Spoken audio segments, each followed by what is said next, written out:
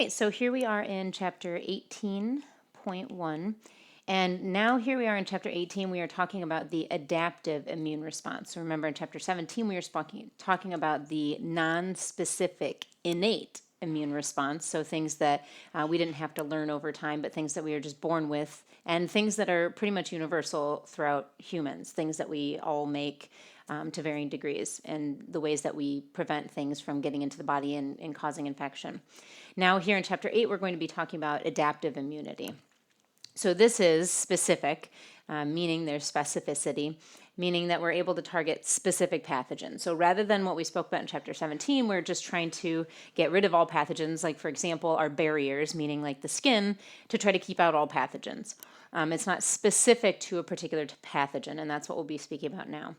Our adaptive immunity also has memory, so it has specificity. It also has memory, so this means that it's able to quickly respond to pathogens to which has been previously exposed. And so that's why it is adaptive. So we're being specific about it. We're going to attack just this one particular type of pathogen, and then our body remembers that. So it keeps a memory of it, and it's able to go through the process of reacting to that same specific pathogen again, and then as we'll see, it'll be a better response. So when this process is happening, we have our primary response. So this is the immune system response after the first exposure to an antigen. So a person is born, and then a couple months in, or a year or more in, they're exposed to a pathogen. When they're exposed to that pathogen, then that's the primary response. That person has never been exposed to that, or even as an adult. We don't have to go back to there. Even as an adult, if you are exposed to a particular pathogen, you've never been exposed to it before, that's the primary response that we are going to have. And in this primary response, we're going to fight this off. Of course, we're still using our innate non-specific responses, or immune system as well, utilizing all of those different barriers and chemicals and things like that, our cells, to try to fight off this pathogen. But at the same time, we also have a response from our adaptive immunity. In this primary response, then we are going to have a programming of cells. So our body is going to recognize the specific pathogen. It's going to do what it does, which we'll talk about. And then it's going to program the cells that are involved in the immune response to respond rapidly to any subsequent exposure. So anytime the body is exposed to that pathogen again, it will already be programmed to respond to that pathogen.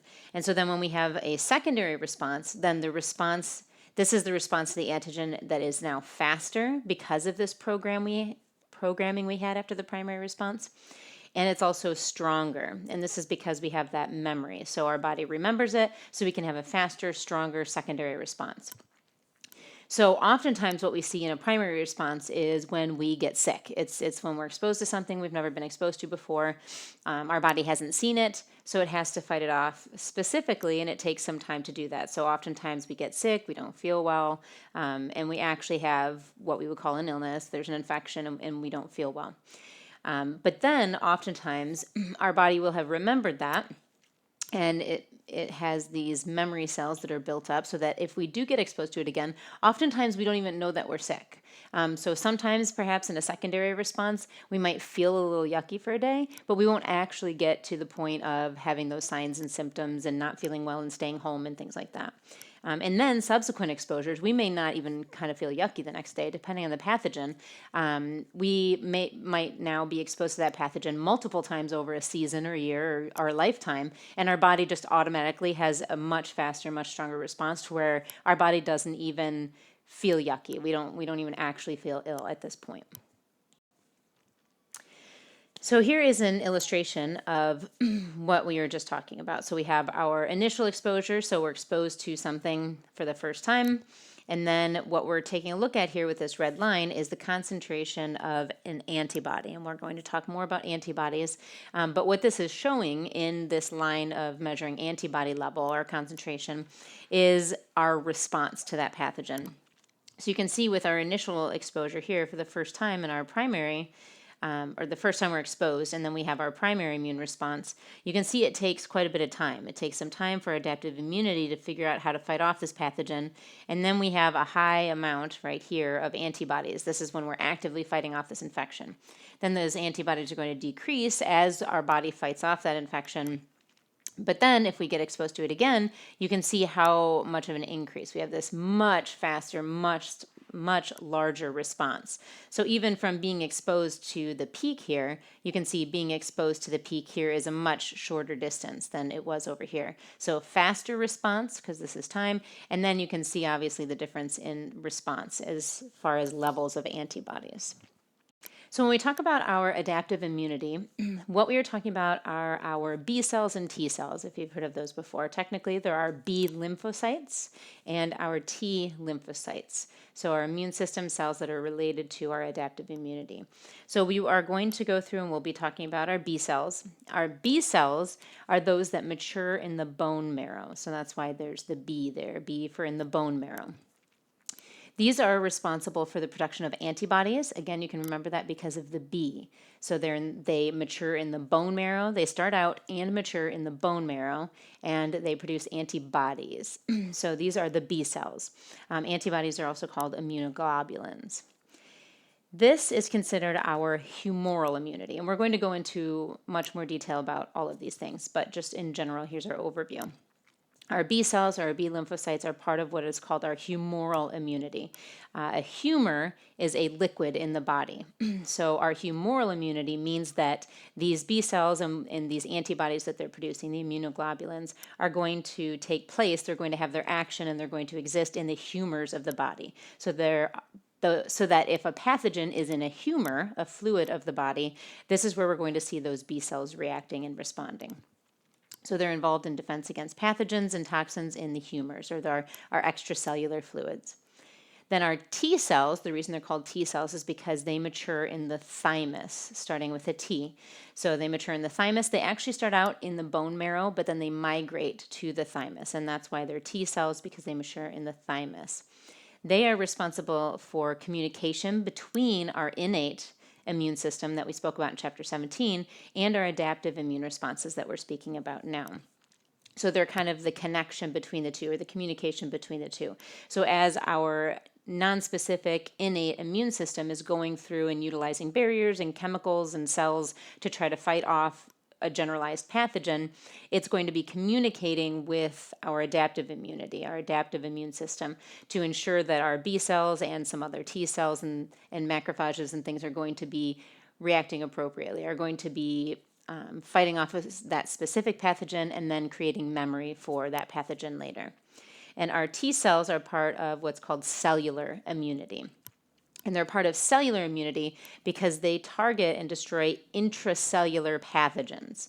So rather than floating around in our humors, like our blood and our other extracellular fluids, like the B cells and their products do, the T cells, they are the ones that are going to be taking care of cells that are infected by viruses, for example, cells that are cancerous, for example, tumors, things like that. So our T cells are responsible for our cellular immunity, dealing with infected cells, and the B cells are responsible for those that are floating around in our tissue or in our fluids. So let's talk a moment about antigens. So antigens, right, are pathogen-specific molecular structures. So remember that we spoke a little bit about how our body cells go around and they say, okay, this is self, this is self, this is self, this is not self. Well, one of the ways that it recognizes not self is via antigens. So when something is not meant to be in the body, we did speak about the MHC proteins, and we'll talk about those more, but mainly what our body is going to do is it's going to recognize a specific antigen or a molecular structure that is on a pathogen. Now, these are similar to our pathogen-associated molecular patterns, our PAMPs, that are found on numerous pathogens. So the difference, however, is that our PAMPs are found, as it's mentioned here, on numerous pathogens, meaning this is something we find, for example, that lipopolysaccharide is on all gram-negative organisms. That's not specific. It's not a specific antigen for a specific pathogen because that's all gram-negative pathogens are going to have that PAMP. An antigen is pathogen specific. So it works similar to the PAMPs, but it is specific to that particular pathogen. So we can say that something is antigenic when a molecule stimulates antibody production. So again, this is in our humoral immunity, or it stimulates our cellular immunity. So an antigen is a molecule that is on a pathogen, and that antigen is going to stimulate antibody production. So it's going to stimulate our humoral immunity or stimulate our cellular immunity. Thank you, sorry. So that is an antigen. It has to be antigenic. So again, our PAMPs do that, but they're across the board. They're found on numerous pathogens rather than specific. So we have a variety of different antigens on a pathogen. So when we say an antigen, it doesn't necessarily mean that if we're talking about Staph aureus, for example, there's one antigen molecule on Staph aureus that our body will recognize and then create antibodies to, etc. There are a variety of different antigens on the pathogen. So for example, when we talk about bacteria, capsules are antigenic. Their cell walls are antigenic, right? Because our cells don't have cell walls. So peptidoglycan, for example, is antigenic. Fimbria are antigenic. Flagella, again, remember we already spoke about that because the only cell in a human body is a sperm cell that has a flagella, and that's kept separate from our immune system because we recognize that as antigenic. Pili are antigenic because our cells don't have pili. Extracellular toxins, and then enzymes that they secrete. So, of course, if our cells don't produce a particular toxin or a particular enzyme, then that would be something that would be antigenic. For viruses, we have our capsids, right, because our cells don't produce capsids. So capsids, the envelopes that we find on viruses, other spike structures, because, of course, those are not self. So all of the kind of exterior portions of the viruses, the capsids, the envelopes, the spike structures, are all going to be recognized as not self. And so they are antigens and therefore are antigenic that are going to cause a response by our cellular or humoral immunity. So we do have different molecular classes for antigens, and these are important because they are going to cause our body to react differently depending on the type of antigen it is. So the molecular classes are their carbohydrate-based antigens, lipid-based antigens, nucleic acid-based antigens, or protein-based antigens, or a combination of these things. So basically our biological molecules, right? Our 4 biological molecules, we can have different types of antigens with those different biological molecules. And again, they vary in their ability to stimulate our immune system response. And it changes the type of response as well, so humoral versus cellular, and we'll talk about that. So first are proteins. These are very three-dimensional. If we think about proteins, remember we can think about the structure. We've got this chain of amino acids that are going to twist and turn and fold on each other, and alpha helices and beta pleated sheets, and then multiples of them coming together. So proteins are very three-dimensional. These are the most effective and potent antigens. So if we have a protein-based antigen, so if a pathogen has proteins on its surface that are antigenic, then this will actually stimulate both humoral and cellular response because they're very, very potent. Our body immediately is able to recognize that that's not something that belongs in the body. Second, as far as how effective and potent they are the carbohydrates. So these are less effective, and they only are going to stimulate the humoral response. So if we have carbohydrates, they're going to be in the fluids, and in the fluids, then they're going to affect the humoral response. Then the least effective are both the lipid and nucleic acids. So some of these are only antigenic when they're combined with other molecules. So if they happen to be combined with a protein, for example, then they would be more antigenic. Or with a carbohydrate, they might be more antigenic. So really what we're looking at for antigens is mainly the proteins that we find on other pathogens or on pathogens, and then some carbohydrates that can affect the humoral response. And then sometimes we get lucky with detecting an antigen that's lipid or nucleic acids. And we already know one of these are with that lipopolysaccharide. But note that lipopolysaccharide is both lipid and carbohydrate with the saccharide piece there. So again, this is combined with another molecule, which then makes it antigenic enough for our body to respond to that lipopolysaccharide on the gram-negative organisms. As far as structural complexity, that is factored in when we take a look at antigenic potential. So the more complex a molecule is, the more effective of an antigen it is. So again, we already kind of spoke about that a bit with our proteins. They're very complex, they're very three-dimensional, and our body can recognize that that's a not-self molecule much more easily than it can with something that is a little bit less three-dimensional. So maybe a flat chain of glucose molecules like a carbohydrate is going to be less effective than this very large three-dimensional protein. All right, so now that we are clear on an antigen, now we can get into a little bit more detail and mention that there are actually epitopes that are parts of an antigen. So epitopes are small regions of an antigen that interact with antibodies and T cells. So if we look down here at the illustration, here is our antigen. So we're going to say this is a bacteria here, and it is not self. So it is an antigen, or this can be maybe a piece of bacteria. And this piece now has epitopes on it. So there are 3 different chunks. They draw them in this way to be clear that they are different shapes, different sizes, all part of the antigen. And this is because an antigen is quite large. But what our body can do is that what it does is it interacts with epitopes on an antigen. So we could have multiple antibodies that are made for a specific antigen. But that may be because the different antibodies are going to react to and interact with the different epitopes on that particular antigen. So a single antigen may possess several epitopes. It doesn't have to, but it may possess several epitopes. And you can see in the other illustration at the bottom here. So again, this is our antigen, and you can see the epitopes, and you can see these are antibodies here. So we have this green antibody that has this kind of square receptor space there to show that it's interacting with this particular epitope on the antigen, versus the red one here that interacts with the red epitope, and then the yellow one over here that would interact with the yellow one. And so our bodies may be producing all 3 of these antibodies to fight this infection, to fight this pathogen. And so it's utilizing one antigen. It is antigenic. This molecule is the antigen.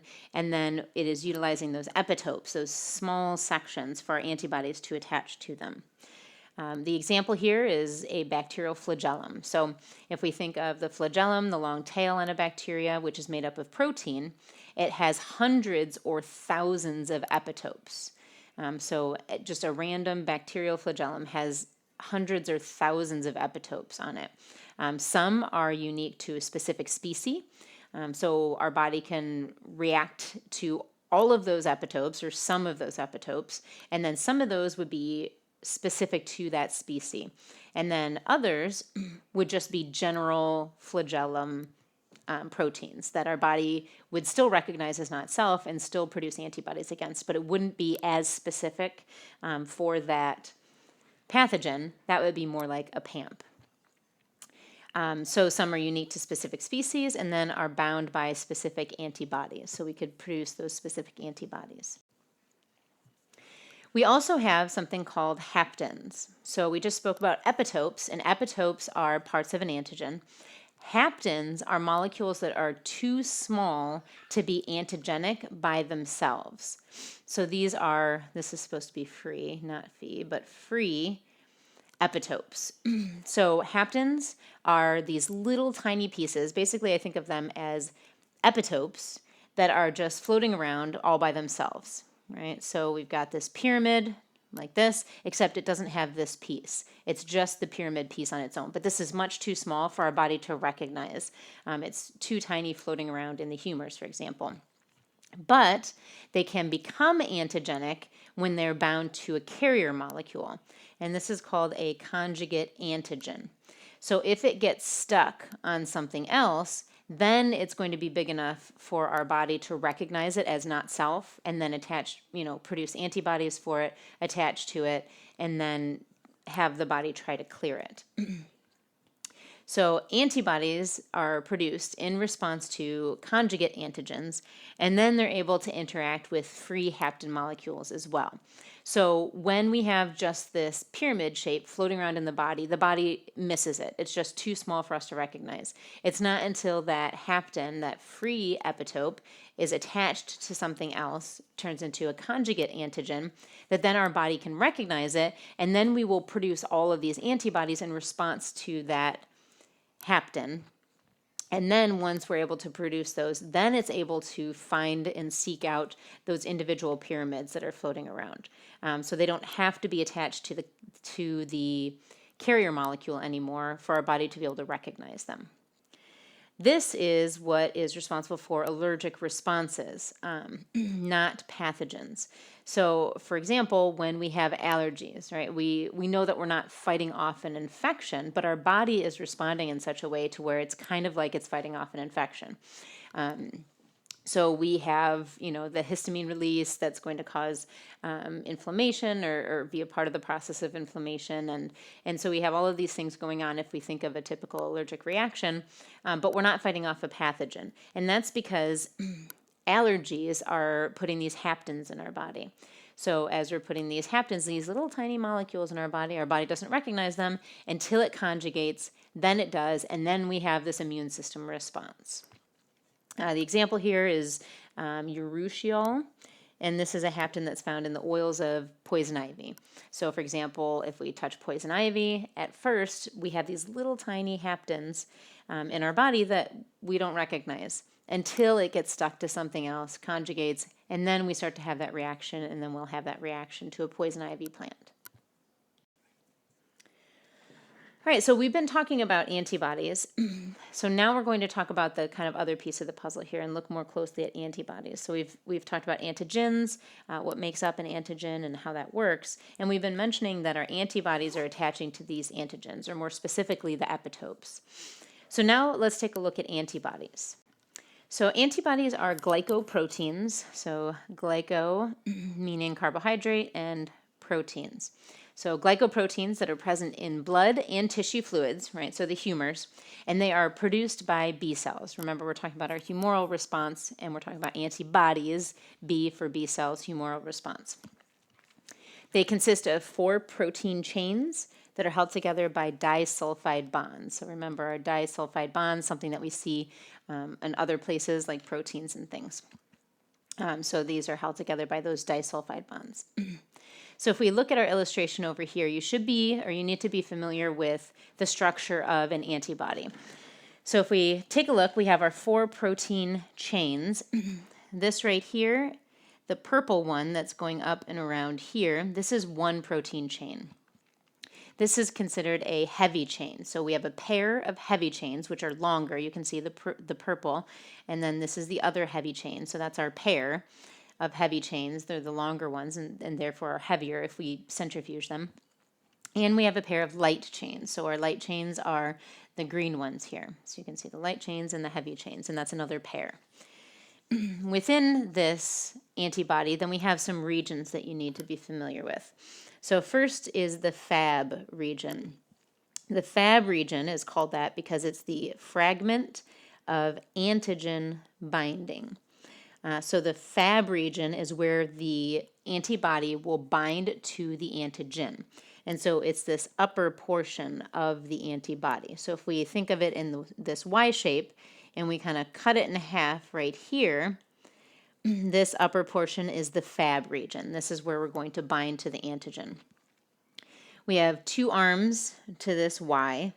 Within the Fab region, we have the variable region. So if we're in this upper portion again, the kind of the arms part of the Y, that's the Fab region that will bind. You can even see it's labeled here, the antigen binding site here. And then we have the variable region. And that is just this upper portion here within the Fab region. So that's the variable region. And this is our specific antigen binding site. So it's specific to that antigen, and that's why it's variable. This is what changes depending on the specific antigen that we're interacting with. So the bottom portion here of the Fab region would stay the same from one type of antibody to one type of antibody. And we're going to talk about the different classes. So if we're talking about an A antibody, then within all of the A antibodies are heavy chains, and the first portion, or I mean the bottom region, which is constant, hence the name, it's constant, so it stays the same. And then this bottom portion of the Fab region are all going to stay the same if we're talking about one antibody, one A-type antibody, compared to another A-type antibody. The part that's going to be different then is just this upper portion, and that's because this specific spot, this antigen binding site, has to be specific to the antigen for them to match up. So then the constant region I just kind of mentioned is the fragment of crystallization region, or also called the FC region. So that's why over here it's listed as FC region. So the bottom half is the FC region, the upper half is that Fab region. And this determines the class of the antibody. And that's what I was just saying. I was saying if there's an A class or an A type versus another A type, they're all going to have the same FC region. This is the site of complementary factor binding to phagocytic cells. So when we are going through antibody-mediated opsonization, right? So remember, opsonization is when we are coating the pathogen. So remember, we talked about opsonization is when our antibodies are going to attach to the pathogen. We now know that they're attaching to the pathogen on this antigen binding site of the antibody.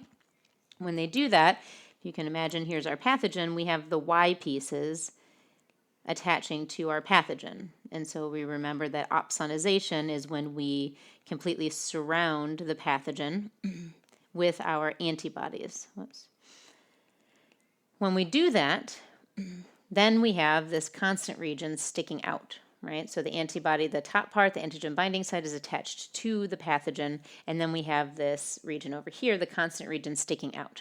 So then this is the site of our complementary factor binding to our phagocytic cells. So remember that part of opsonization, antibody mediated, right, because this is done by antibodies, is that it makes it easier for our phagocytic cells to grab onto the pathogen and gobble it up. So that's why our phagocytic cells are able to utilize this constant region in order to then gobble it up because it recognizes it, okay? All right, so let's talk about our antibody classes. The first one we are going to look at is IgG. The reason is IgG is because, remember, it's immunoglobulin. And then this is immunoglobulin G. So IgG. The reason we're looking at it first is because it is the most abundant antibody in human blood, making up about 80% of total serum antibodies. So if we look at all of the antibodies in our bloodstream, 80% of them are going to be IgG antibodies. This is because it is the most versatile. So it's the only antibody that is able to cross the placental barrier.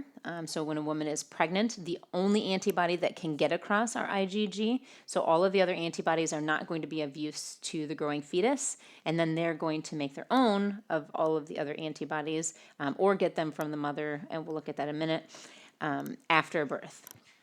So it's the only antibody that can cross the placental barrier and then give passive immunity to the developing fetus. And it also penetrates into tissue spaces. So not only do we see 80% of all the antibodies in the bloodstream are IgG, but it also can get into tissue spaces and in between cells and kind of float through in that extracellular fluid that's between the cells there. And so the functions of IgG is that it can bind to and initiate phagocytosis. Again, through that constant region. This is an image over here of what an IgG antibody would look like. It was, of course, it looks very similar to our generalized antibody because it's the most abundant. And then remember, our phagocytes can attach to that constant region and then gobble anything up that it might be attached to on the other end over here with our antigen binding region. The other functions, it can function for neutralization. So when we have a pathogen, if we think about a bacteria, and if it's able to produce some of those enzymes, like urease, for example, and it can start to burrow its way through cells, what our antibodies can do, our IgG, is that they can then coat this particular pathogen, and when it coats that pathogen, it's no longer going to be able to get itself into the cell. So it neutralizes it. It makes it neutral, and then it ends up just being a pathogen out there floating around in the humors, floating around in the fluids, or within the cells, and it can't do anything because it can't attach to anything. It's not able to stick to anything to get inside of the cell. So not only related to the enzymes that it could make, like urease, but it literally just can't use any of its stuff to attach to anything because we've coated it in antibodies. Also agglutination, and we're going to talk about what each of these mean. So it's kind of cart before the horse here, but they also can agglutinate, and agglutinate is clumping. So our IgG antibodies are helpful for clumping pathogens, and that works because if we have a pathogen here, let's say, and we have a pathogen here, and here is our epitope that our antibody attaches to. If we have our antibody and it attaches to two of them, that's going to make it so that those two pathogens are now stuck to each other because we have an antibody that utilized those two different antigen binding sites to attach to two different pathogens, two different antigens. When it does this, it clumps up. And then if we can imagine this one still has that same epitope over here, then we have another one that's going to attach over here. That means that now we have an even bigger clump, and this clump gets bigger and bigger and bigger with all of our different antibodies, and that is agglutination, is this clumping. Our IgG is also good for complement activation. Sorry, that's covered up a bit there, but complement activation. So activating our complement system that we've spoken about, a lot about, and getting us to that MAC at the end, but also all of those intermediate proteins that are important. Opsonization, so we have already mentioned this. Our IgG antibodies can go through and are a part of opsonization. Then they're part of antibody-dependent, meaning that it relies on antibodies. So of course, we're talking about the IgG antibodies.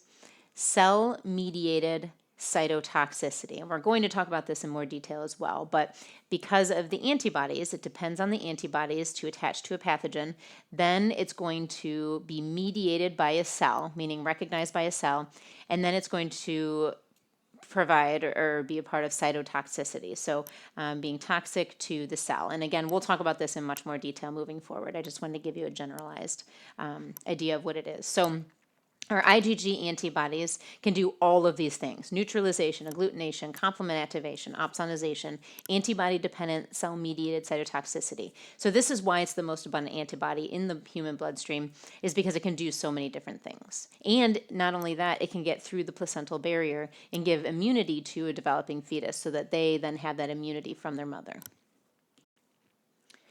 The second antibody class we'll talk about is IgM. This is the first antibody that is produced and secreted by B cells during the primary and secondary responses. So we have a whole bunch of IgG that are floating around pretty much all the time, and we can make more in response to pathogens. But when we do have an exposure to a particular pathogen, the very first antibody that we produce in response to that exposure is IgM. And this makes it incredibly useful for determining whether or not somebody has an active infection or a recent infection. So it's used as a diagnostic marker, and we'll take a look at that later on in the chapter as well. But when we see IgM antibodies peak, so when somebody takes a sample, a blood sample, when they come into a hospital or a doctor's office and they take a blood sample, one of the things that they can do is they can take a look at their antibodies, and they'll note that IgM antibodies are quite high, and that means that there is active infection or a very recent infection. So it's a good diagnostic marker to see if that's the case or if it's something else that needs to be taken a look at. IgM is also used as a receptor on B cells. So this is what an IgM antibody looks like.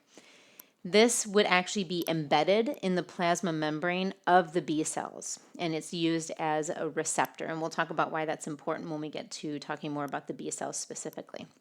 So IgM antibodies are produced and secreted first in primary and secondary responses, and they're also embedded in the plasma membrane of the B cells as a receptor.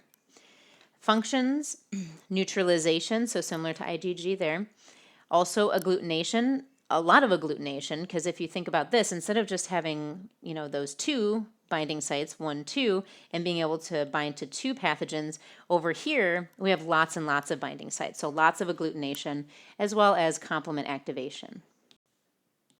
All right, so the next antibody is the IgA, immunoglobulin A antibody. This is the most common and abundant antibody found in mucus secretion. So when we think about kind of phlegm if we're sick, or how our sinuses tend to get all mucusy when we're sick, that is where we find a lot of our IgA antibodies. They are found in other secretions. So for example, in breast milk, this is an antibody that can go directly to a nursing child. So this is an important one for immunity. That's why if one can, nursing a child is the best way to make sure that to bolster their immune system, because if both the mother and the child are exposed to a particular pathogen, or if just the mother is exposed to a particular pathogen, then that mother will produce these IgA antibodies that can fight it off. So if the mother's immune system can fight off an infection because it recognizes the pathogen, if it's the primary exposure, or even more importantly, if it's a secondary exposure. So if the mother has been exposed to something, 10 years ago, and then they're exposed to it again today, their body can mount a very fast immune system response, again, because it would be the secondary exposure. And when they mount that immune system response, they'll make a large amount of IgA antibodies. When they do, then they can pass that along through the breast milk into the developing child. And the developing child, likely, if this was something exposed to 10 years ago, hasn't been exposed to that particular pathogen. They will go through their own immune system, primary exposure and secondary, or primary exposure and therefore primary response as far as antibodies are concerned.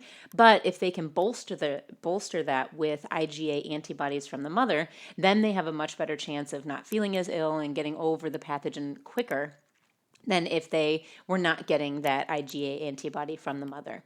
So this is important for even primary responses. So if the mother's body is more easily able to produce IgA antibodies because it has been doing this for much longer than the small child's, then they can produce lots and lots of IgA antibodies that will go into the breast milk, and then that will go into the developing child and help them fight off things much faster than they would if they were not provided with that IgA antibody in the breast milk.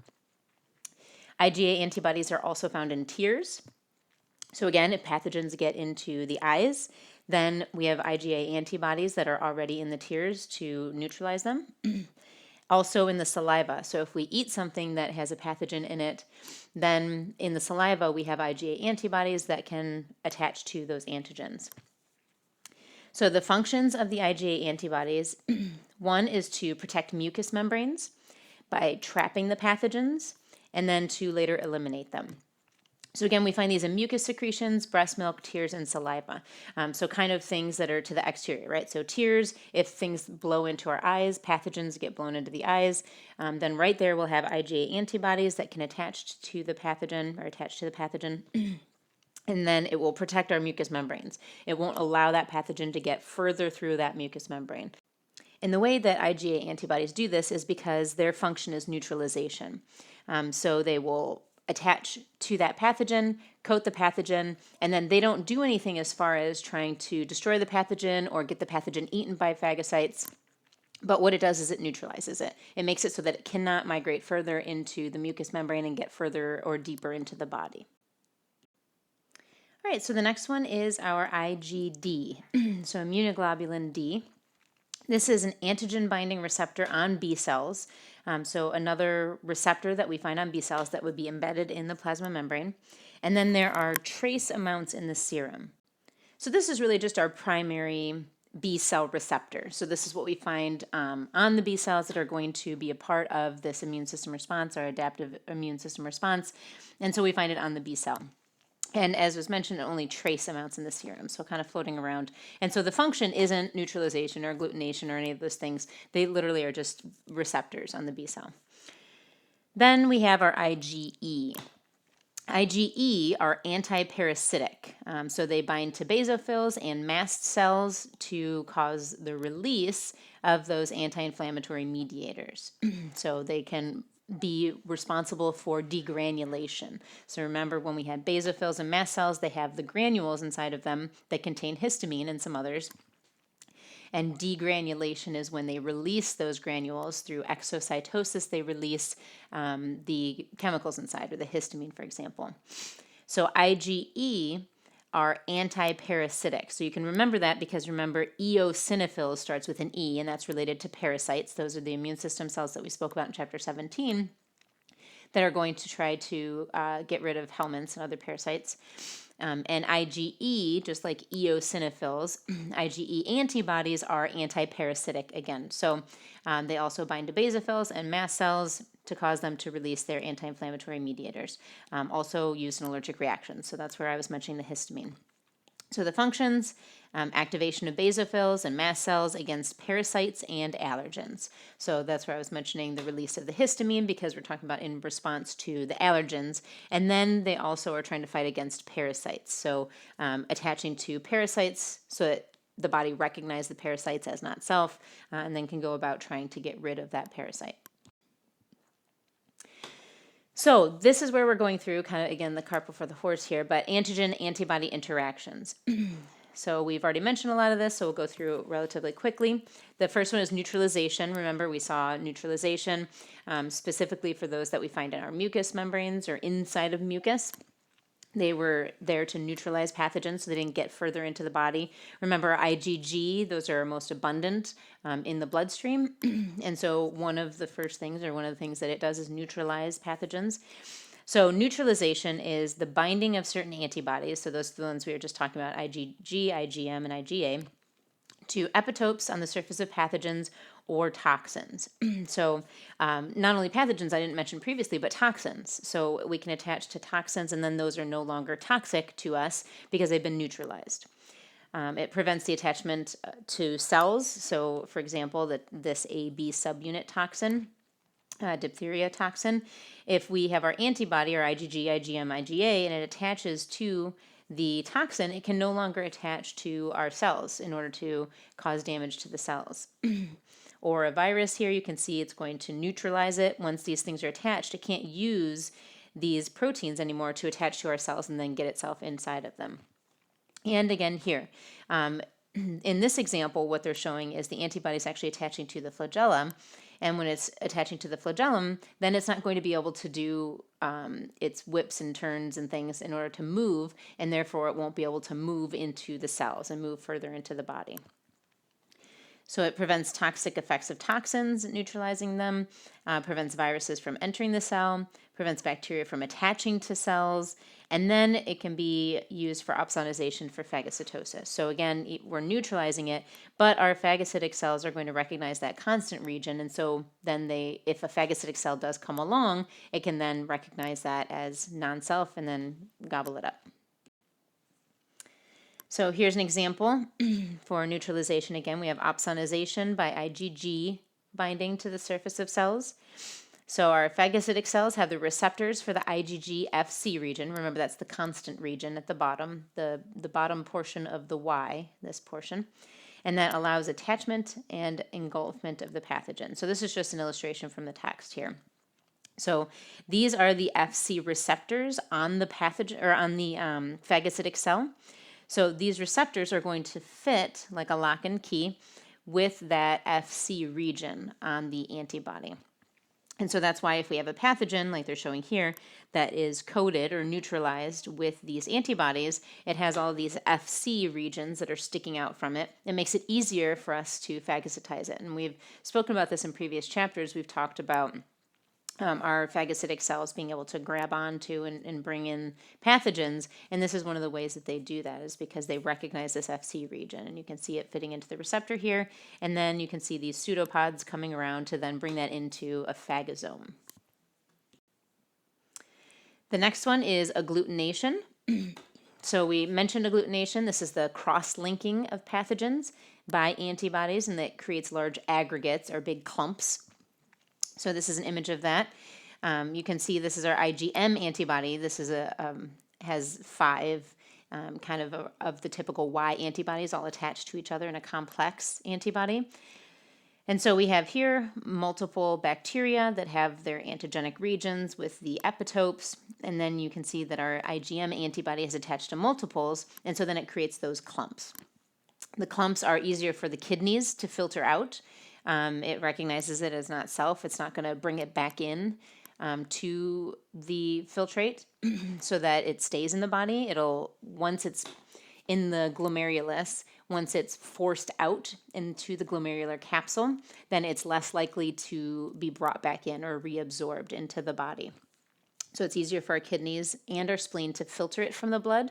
And then it's easier also for phagocytes to ingest it, again, because we have these antibodies around there, and because our phagocytic cells are going to recognize that we don't have big clumps of stuff floating around like this, and so they're going to grab onto it and bring it in. Our IgG, remember IgG are the ones that we find most abundant in the bloodstream. They have 2 Fab binding sites and therefore can bind to 2 pathogens. So our kind of generalized ones, so 1, 2, and we've already talked about this. And then there's our FC region versus our IgM antibody has many Fab binding sites, so it can make even larger aggregates. The next one is our complement cascade activation.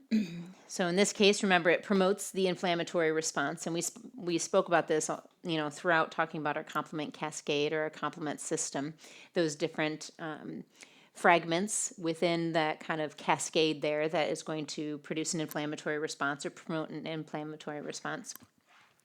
It also recruits phagocytes to the site of infection. Remember, we release those fragments, and that's going to tell other immune system cells to come to the area because there's an infection and try to take care of it.